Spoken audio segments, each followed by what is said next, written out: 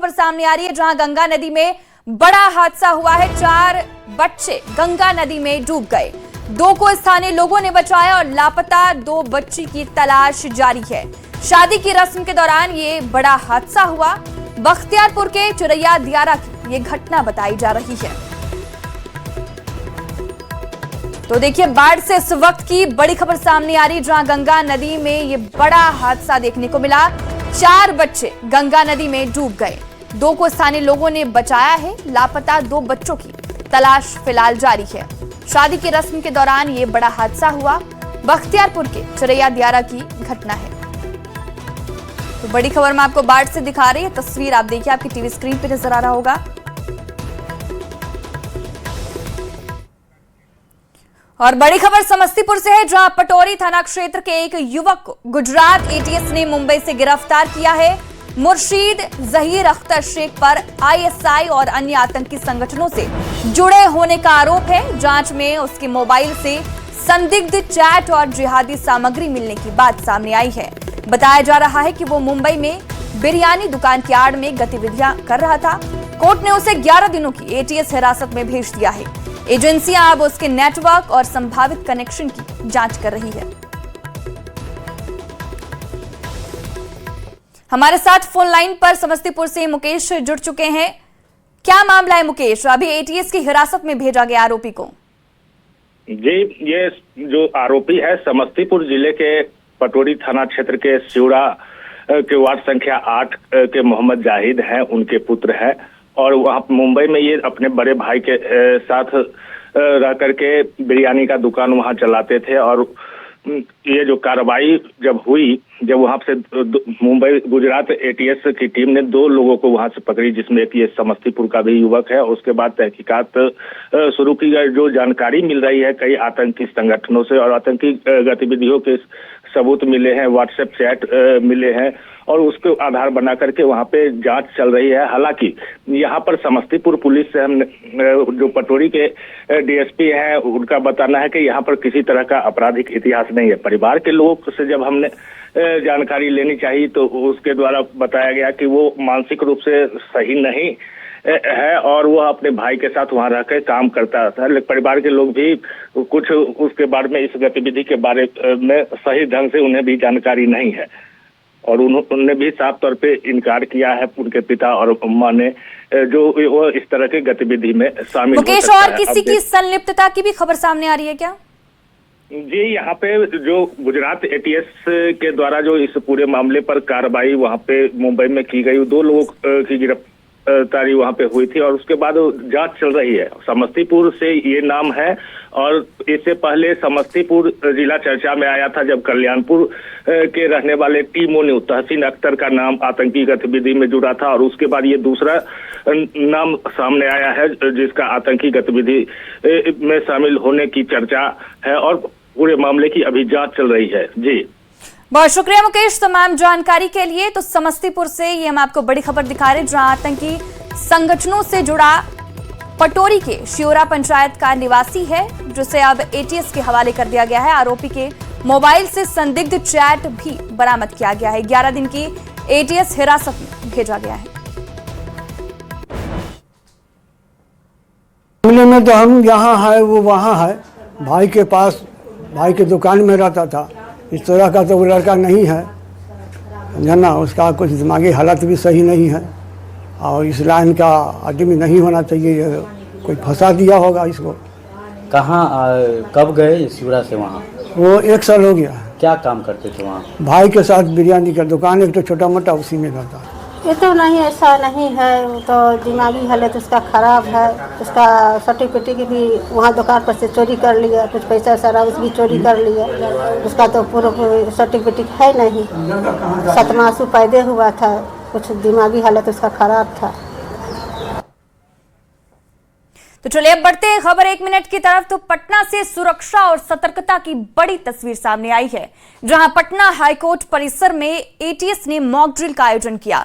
इस दौरान आतंकवादी हमले जैसी स्थिति का लाइव प्रदर्शन करते हुए बस हाईजैक और रेस्क्यू ऑपरेशन को अंजाम दिया गया।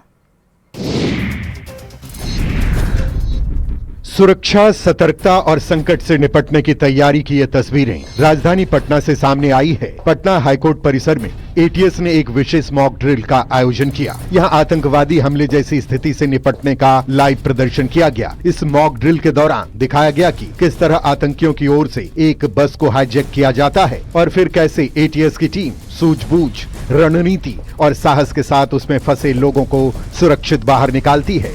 तस्वीरों में आप लाइव देख सकते हैं कि किस तरह पहले बस को हाईजैक किया जाता है, फिर सुरक्षा बल जवान कैसे बस सवार यात्रियों को सुरक्षित बाहर निकालते हैं। इस दौरान स्मोकिंग और रेस्क्यू ऑपरेशन के जरिए एटीएस जवानों ने अपनी तत्परता और बहादुरी का प्रदर्शन किया। इस मौके पर संगम कुमार साहू समेत बिहार पुलिस के कई वरिष्ठ अधिकारी भी मौजूद रहे। चीफ जस्टिस ने कहा कि सरकार की प्राथमिकता जिम्मेदारी जनता की सुरक्षा सुनिश्चित करना है। मुंगेर में रोड मार्किंग के दौरान केमिकल से भरे वाहन में अचानक भीषण आग लग गई। इस घटना में आग ने देखते ही देखते विकराल रूप ले लिया और गैस सिलेंडर में ब्लास्ट भी हुआ। गनीमत रही कि सभी मजदूर समय रहते मौके से निकल गए। क्या है पूरी खबर, 1 मिनट में देखिए।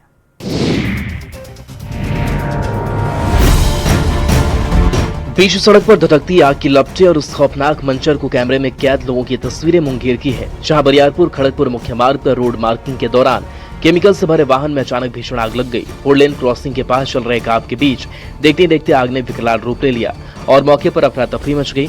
बताया जा रहा है गैस सिलेंडर की मदद से केमिकल को पिघलाकर सड़क पर व्हाइट मार्किंग की जा रही थी, तभी अचानक वाहन की केबिन में आग भड़क उठी। आग इतनी तेज थी कर्मचारियों को संभलने का मौका तक नहीं मिला, लेकिन गनीमत रही कि सभी मजदूर समय रहते वाहन छोड़कर भाग निकले। इसी दौरान आग की लपटों के बीच गैस सिलेंडर में ब्लास्ट भी हुआ, जिससे स्थिति और गंभीर हो गई। घटना की सूचना मिलते ही प्रशासन और दमकल की टीम मौके पर पहुंची। पुलिस ने तत्परता दिखाते हुए इलाके की बैरिकेडिंग कर दी और काफी मशक्कत के बाद आग पर काबू पाया गया।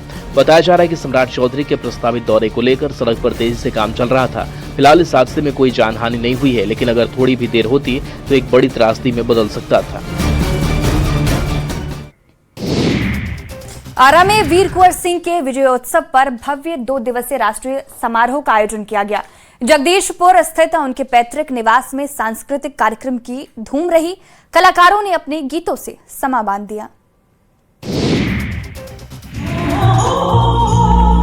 दुधिया लाइट्स के बीच रंगारंग कार्यक्रम की ये तस्वीरें आरा से सामने आई है, जहां 1857 की क्रांति के महानायक, वीरता और शौर्य के प्रतीक वीर कुंवर सिंह के विजयोत्सव पर देशभक्ति और संस्कृति का भव्य संगम देखने को मिला। 2 दिवसीय राष्ट्रीय समारोह के तहत लोगों ने अपने वीर सपूत को भावभीनी श्रद्धांजलि अर्पित की। जगदीशपुर स्थित उनके पैतृक निवास में आयोजित सांस्कृतिक कार्यक्रम ने इस उत्सव को और खास बना दिया। मंच पर भोजपुरी संगीत की रंगारंग महफिल सजी, जहां मशहूर लोक गायक कल्पना पटवारी और लोक गायक आर्यन बाबू समेत कई कलाकारों ने अपनी प्रस्तुति से समा बांध दिया। देशभक्ति और लोक गीतों की सुरमई प्रस्तुति ने दर्शकों को मंत्रमुग्ध कर दिया और हर गीत पर तालियों की गूंज पूरे परिसर में सुनाई देती रही। यह आयोजन सिर्फ एक सांस्कृतिक कार्यक्रम नहीं, बल्कि वीर कुंवर सिंह के शौर्य और बलिदान को याद करने का एक भावपूर्ण प्रयास भी रहा।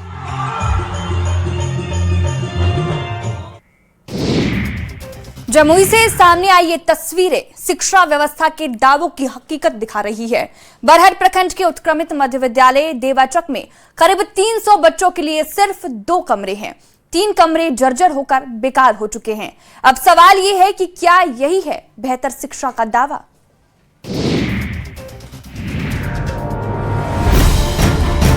न्यूज़ 18 के कैमरे में कैद तस्वीरें शिक्षा के बेहतरी के दावों की पोल खोल रही है, क्योंकि सरकार शिक्षा व्यवस्था को मजबूत करने के दावे करती है, करोड़ों की योजनाएं चलती हैं, लेकिन जमीनी हकीकत कुछ और ही कहानी बयां करती है। जमुई जिले के बरहट प्रखंड स्थित उत्क्रमित मध्य विद्यालय देवाचक आज भी बुनियादी सुविधाओं के लिए जूझ रहा है। करीब 300 बच्चों का नामांकन, पढ़ाने के लिए 10 शिक्षक मौजूद है, लेकिन पढ़ाई के लिए सिर्फ 2 कमरे। हैरानी की बात है कि स्कूल के 3 कमरे जर्जर होकर बेकार हो चुके हैं, जिनकी मरम्मत तक नहीं कराई गई। तस्वीरों में आप देख सकते हैं कि क्योंकि तस्वीरें कभी झूठ नहीं बोलती, ऐसे में पहली और दूसरी कक्षा के बच्चे किसी तरह इन 2 कमरों में पढ़ाई करते हैं, जबकि तीसरी से 8वीं तक के छात्रों को दूसरे स्कूल के भवन में जाकर पढ़ना पड़ता है। इतना ही नहीं, इस स्कूल का कार्यालय भी हाई स्कूल के भवन में ही संचालित होता है। ऐसे में सवाल उठता है कि क्या यही शिक्षा का वो स्तर जिसकी हम उम्मीद करते हैं? बच्चों के भविष्य के साथ हो रही लापरवाही सिस्टम पर गंभीर सवाल खड़े कर रही है।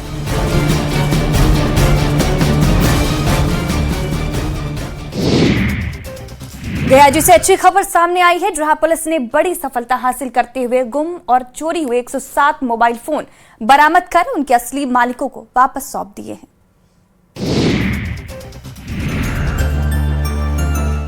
खोया हुआ सामान मिल जाए तो चेहरे पर मुस्कान लौटना तय है। कैमरे में कैद चेहरे पर लौटी मुस्कान की ये तस्वीरें गयाजी से सामने आई है, जो सैकड़ों लोगों के लिए ऐसी खुशी लेकर आई है। गयाजी में पुलिस ने एक बड़ी कामयाबी हासिल करते हुए गुम और चोरी हुए 107 मोबाइल फोन बरामद किए हैं। करीब 34 लाख रुपए की कीमत वाले इन स्मार्टफोन्स को उनके असली मालिक को वापस सौंप दिया गया, जिससे लोगों के चेहरे पर खुशी साफ झलक उठी। इस पूरे अभियान की अगुवाई सुशील कुमार ने की, जिन्होंने बताया कि गुम मोबाइल के मामले को गंभीरता से लेते हुए सभी थानों और ओपी को अलर्ट किया गया था। DIU और टेक्निकल टीम की संयुक्त कार्रवाई के बाद लगातार मॉनिटरिंग करते हुए इन मोबाइल्स को ट्रैक कर बरामद किया गया। ऑपरेशन मुस्कान के तहत चलाए गए इस अभियान में एक बार फिर यह साबित किया है कि पुलिस अगर ठान ले तो लोगों की खोई हुई उम्मीद भी वापस लाई जा सकती है। SSP ने लोगों से अपील की कि मोबाइल चोरी या गुम होने पर तुरंत थाने में शिकायत दर्ज कराएं।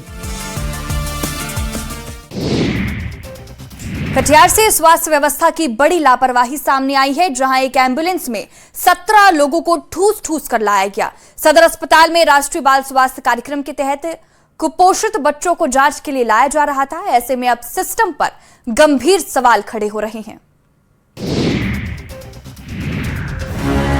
एक एम्बुलेंस जो जिंदगी बचाने के लिए होती है, अगर वो खतरा बन जाए तो सवाल उठना लाजमी है। कटिहार से आई ये तस्वीर स्वास्थ्य व्यवस्था पर बड़ा सवाल खड़ा कर रही है, जहां एक एम्बुलेंस में क्षमता से कई गुना ज्यादा लोगों को भरकर ले जाया गया। मामला कटिहार सदर अस्पताल का है, जहां राष्ट्रीय बाल स्वास्थ्य कार्यक्रम के तहत कुपोषित बच्चों को जाँच के लिए लाया जा रहा था। लेकिन हैरानी की बात यह है कि जिस एम्बुलेंस में नियम के मुताबिक 2 बच्चे और उसके परिजन होने चाहिए, उसी में 7 बच्चे और उसके 10 परिजन यानी कुल मिलाकर के 17 लोग ठूस कर लाए गए। सोचिए, जिन बच्चों को खास देखभाल और सुरक्षित सफर की जरूरत थी, उन्हें इस तरह जोखिम में डालकर लाया गया।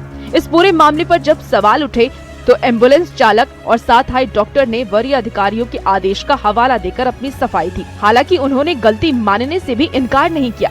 अब इस गंभीर लापरवाही पर जिले के डीएम ने संज्ञान लेते हुए स्वास्थ्य विभाग को जाँच के आदेश दिए हैं।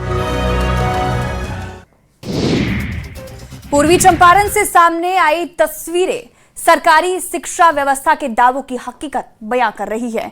मोतिहारी के कल्याणपुर प्रखंड के मणि छपरा गांव में बच्चे आज भी पीपल के पेड़ के नीचे बोरे पर बैठकर पढ़ने को मजबूर हैं।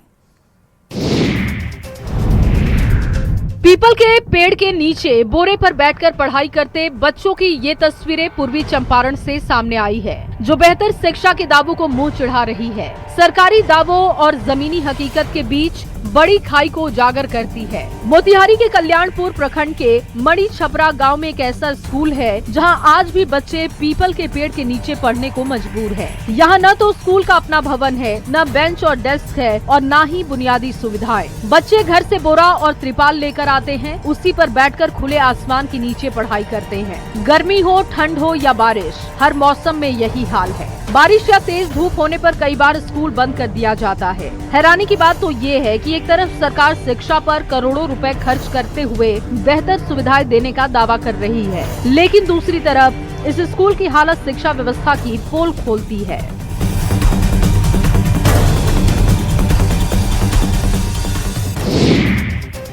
सिमडेगा से एक सकारात्मक और जागरूकता से जुड़ी तस्वीरें सामने आई है, जहां विश्व मलेरिया दिवस के मौके पर स्वास्थ्य विभाग ने बड़ा अभियान चलाया है। सदर अस्पताल में लोगों को मलेरिया मुक्त जिले का संकल्प दिलाया गया। हाथों में बैनर और पोस्टर लेकर शपथ लेते स्वास्थ्य विभाग के अधिकारियों और स्टाफ की ये तस्वीरें सिमडेगा से सामने आई है, जहां विश्व मलेरिया दिवस के मौके पर स्वास्थ्य विभाग ने मलेरिया के खिलाफ बड़ा अभियान छेड़ा है। जिले को मलेरिया मुक्त कराने के संकल्प के साथ सदर अस्पताल परिसर में लोगों को शपथ दिलाई गई, जिसके बाद ANM और GNM कर्मियों ने शहर में एक जागरूकता रैली निकाली, जो अलग अलग इलाकों में घूमते हुए लोगों को मलेरिया से बचाव के उपायों के बारे में जानकारी देती रही। रैली के दौरान लोगों को ये बताया गया कि मच्छरों से बचाव ही मलेरिया से सुरक्षा का सबसे बड़ा उपाय है। साफ सफाई, पानी जमा न होने देना और मच्छरदानी का इस्तेमाल जैसे जरूरी संदेश दिए गए। स्वास्थ्य विभाग के अधिकारियों का कहना है कि जिले में फिलहाल मलेरिया नियंत्रण में है, लेकिन इसे पूरी तरीके से खत्म करने के लिए जन भागीदारी बेहद जरूरी है। कुल मिलाकर ये अभियान सिर्फ एक दिन की औपचारिकता नहीं बल्कि लोगों को जागरूक कर मलेरिया मुक्त समाज बनाने की दिशा में एक अहम कदम है।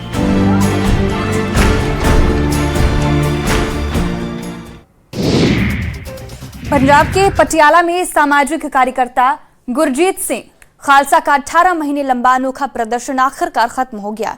BSNL टावर पर करीब 560 दिनों तक 400 फीट की ऊंचाई पर डटे रहने के बाद प्रशासन ने उन्हें सुरक्षित नीचे उतारा। पंजाब के पटियाला में सामाजिक कार्यकर्ता गुरजीत सिंह खालसा का लंबा इंतजार आखिरकार खत्म हो गया। करीब 18 महीने तक BSNL टावर पर डटे रहने के बाद उन्हें सुरक्षित नीचे उतार लिया गया है। गुरु ग्रंथ साहिब की बेअदबी के मामले में सख्त कानून की मांग को लेकर उन्होंने 560 दिनों तक लगभग 400 फीट ऊंचाई पर बैठकर प्रदर्शन किया। 12 अक्टूबर 2024 को शुरू हुआ ये अनोखा विरोध प्रदर्शन शुक्रवार सुबह खत्म हो गया, जब फायर ब्रिगेड, पुलिस और प्रशासन की टीम ने विशेष क्रेन की मदद से उन्हें नीचे उतारा। नीचे आते ही समर्थकों ने जो बोले सो निहाल, सत श्री अकाल के जयकारों के साथ फूल बरसाकर उनका भव्य स्वागत किया। गुरजीत सिंह खालसा ने इसे अपनी जीत बताते हुए कहा कि गुरु की कृपा से वो 18 महीने 12 दिन बाद सुरक्षित लौटे हैं। उन्होंने पंजाब सरकार, मुख्यमंत्री भगवंत मान और विधानसभा अध्यक्ष का आभार जताया। दरअसल हाल ही में लागू नए कानून के बाद उन्होंने अपना प्रदर्शन खत्म करने का फैसला लिया।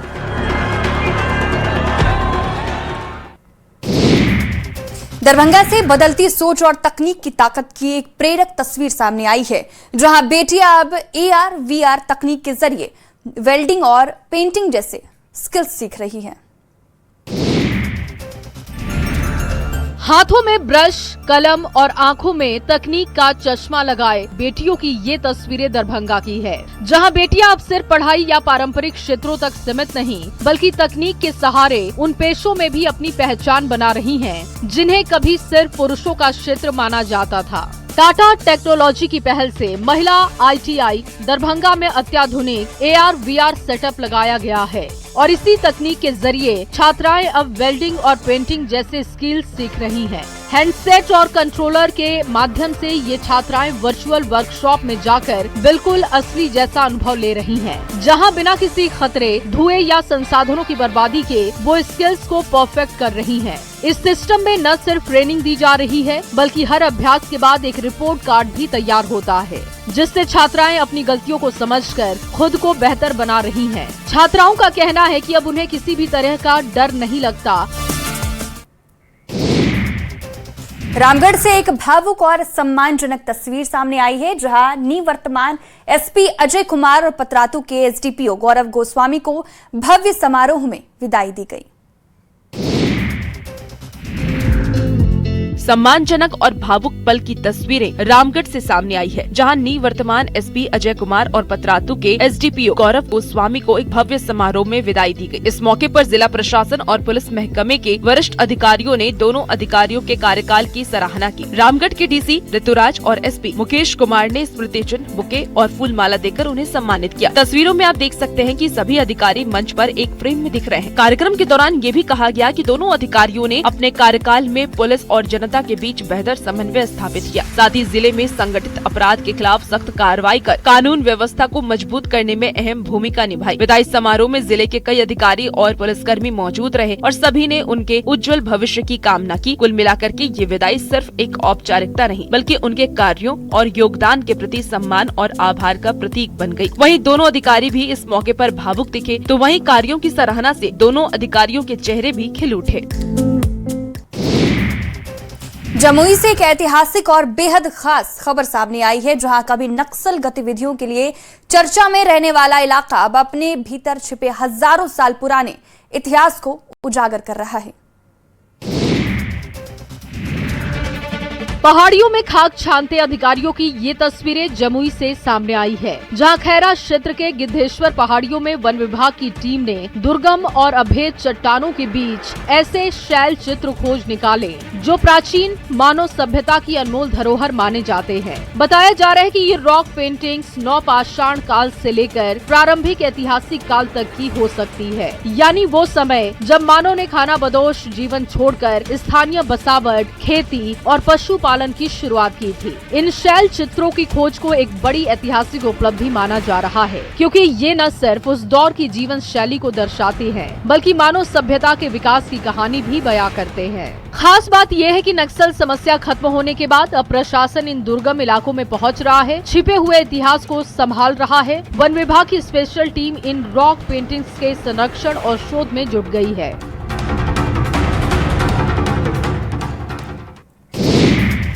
ये कहानी है काली की, जिसने 30 स्कूली बच्चों की जान बचा ली। आखिर काली कौन है?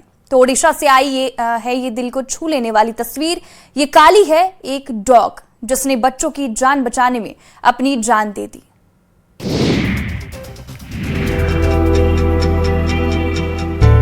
ये बेजुबान याराना है इंसान और जानवर का। ये कहानी है उस बहादुर काली की जिसने अपनी जान की परवाह नहीं की और भिड़ गया सांप से। वो वफादार जिसने बताया वफादारी क्या होती है। ये कहानी है डॉगी काली की। ओडिशा के बारीपाड़ा वन प्रभाग के कपीपड़ा पर्वतमाला के पास दहारा गांव की तस्वीर है। दरअसल जगन्नाथ शिशु मंदिर के बाहर एक सांप आ गया, जो बच्चों की तरफ बढ़ रहा था। खतरा बड़ा था, कुछ भी हो सकता था, लेकिन वफादार काली उस सांप से भिड़ गया, जिस वफादार ने करीब 30 स्कूली बच्चों की जान बचा ली। काली डॉगी की इस वफादारी ने सबका दिल जीत लिया, लेकिन सांप से बच्चों को बचाने में डॉगी काली की जान चली गई, जिससे पूरा गांव गमगीन है। डॉगी काली इस गांव के लिए एक परिवार की तरह था, जिसे आखिरी विदाई ठीक उसी तरह से दी गई जैसे किसी अपने को दी जाती है।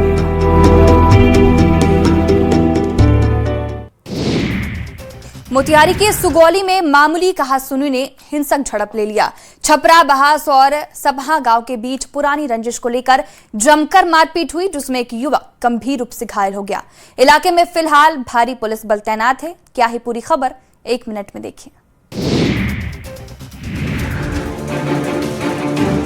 गांव के गलियों में गश्त करती पुलिस की ये तस्वीरें मोतिहारी के सुगौली से है, जहां मामूली कहासुनी ने देखते ही देखते हिंसक रूप ले लिया। सुगौली थाना क्षेत्र में छपरा, बहास और सपहा गांव के बीच पुरानी रंजिश को लेकर के 2 पक्ष आमने सामने आ गए और जमकर मारपीट हुई। बताया जा रहा है कि एक युवक को घेरकर बेरहमी से पीटा गया, जिससे वो गंभीर रूप से घायल हो गया। घटना के बाद जब घायल युवक अपने गाँव पहुँचा तो माहौल और ज्यादा गर्मा गया और दोनों गाँवों के लोग आमने सामने आ गए। इस दौरान कुछ असामाजिक तत्वों ने मामले को सांप्रदायिक रंग देने की कोशिश भी की, जिससे कि स्थिति और तनावपूर्ण हो गई। हालांकि जानकारी मिलते ही डायल 112 और कई थानों की पुलिस मौके पर पहुंची और हालात को काबू में किया। इलाके में भारी पुलिस बल तैनात कर गश्त बढ़ा दी गई है, ताकि किसी भी तरह की अप्रिय घटना को रोका जा सके। पुलिस के मुताबिक ये दोनों पक्षों के बीच पुराना विवाद है और घायल युवक अब खतरे से बाहर है। गोपालगंज से अच्छी खबर सामने आई है, जहां ऐतिहासिक सबैया एयरपोर्ट अब फिर से उड़ान भरने को तैयार है। केंद्रीय कैबिनेट की मंजूरी के बाद इस एयरपोर्ट को उड़ान योजना में शामिल किया गया है और इसे चालू करने की प्रक्रिया तेज कर दी गई है।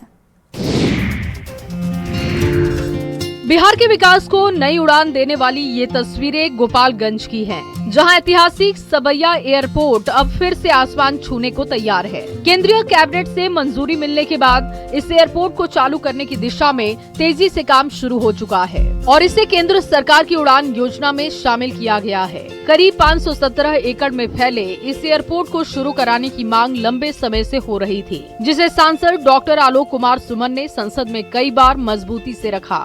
इसी के तहत सिविल एविएशन की टीम गोपालगंज पहुंची और एयरपोर्ट परिसर का विस्तृत सर्वे हुआ। निरीक्षण के दौरान सांसद ने कहा कि इस पहल से स्थानीय लोगों को उम्मीद जगी है कि जल्द यहां से हवाई सेवा शुरू होगी, जिससे क्षेत्र का विकास होगा। इस परियोजना के लिए नीतीश कुमार और सम्राट चौधरी के प्रति आभार भी जताया गया। अगर सब कुछ तय योजना के मुताबिक हुआ तो आने वाले समय में गोपालगंज भी हवाई नक्शे पर अपनी मजबूत पहचान बना सकता है।